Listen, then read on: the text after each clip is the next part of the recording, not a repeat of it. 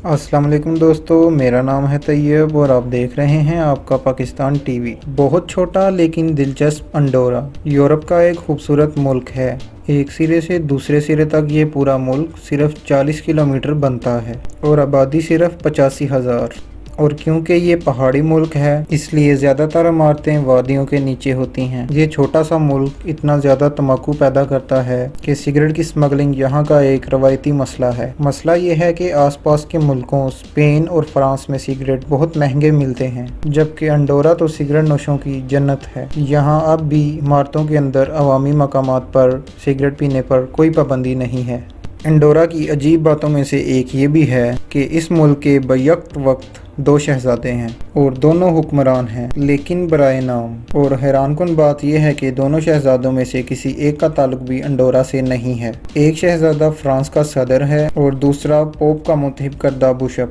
ये वाहिद मुल्क है जिसके शहजादे को किसी दूसरे मुल्क ने वोट देकर मुंतखब किया और दूसरे को एक और मुल्क के पोप ने मुंतखब किया है। कैटलान जुबान फ्रांस और सर्डेनिया के चंद इलाकों में बोली जाती है और यही अंडोरा की सरकारी जुबान है और ये इस हवाले से भी दुनिया का मुनफरिद मुल्क है। अंडोरा अजीब चीज़ों का मुल्क है। पैरानीज पहाड़ियों में इसके गैर अहम महल वकूफ और कुदरती वसाइल न होने की वजह से पिछले 1000 साल से ये किसी जंग का हिस्सा नहीं रहा, ना ही किसी ने इस पर हमला किया है। मज़ेदार बात तो ये है कि पहली जंग अजीम में अंडोरा ने जर्मनी के खिलाफ ऐलान जंग किया था, लेकिन किसी को जंग में भेजा नहीं। फिर जब जंग खत्म हुई तो अमन के मुआहदे में अंडोरा का जिक्र ही नहीं किया गया और 1957 तक इस मुल्क ने सरकारी तौर पर जर्मनी के साथ बाकायदा अमन का ऐलान नहीं किया। इस अजीब मुल्क का कोई सरकारी बैंक है ही नहीं, लिहाजा अगर किसी को कर्जा लेना हो तो प्राइवेट बैंकों से रब्ता करना पड़ता है और ये यूरोप की करेंसी यूरो को इस्तेमाल करता है। अंडोरा कई बड़ी यूरोपीय तंजीमों का रुकन बनने से महरूम है। ये यूरो करेंसी इस्तेमाल तो करता है लेकिन यूरो जोन का हिस्सा नहीं है। अंडोरा के पास कोई एयरपोर्ट भी नहीं है और सिर्फ फ्रांस या स्पेन की तरफ से ही अंडोरा में दाखिल हुआ जा सकता है। अंडोरा और मोल्डोवा का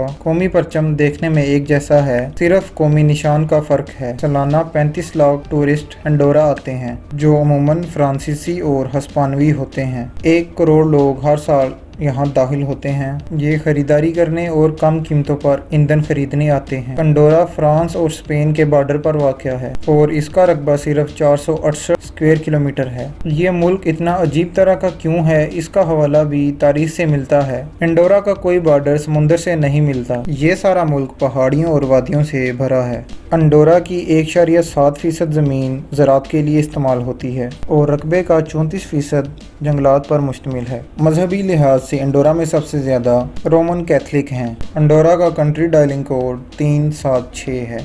अंडोरा में पुलिस तो है लेकिन फौज बिल्कुल नहीं। इस मुल्क के तहफ़्फ़ुज़ की जिम्मेदारी फ्रांस और स्पेन पर है।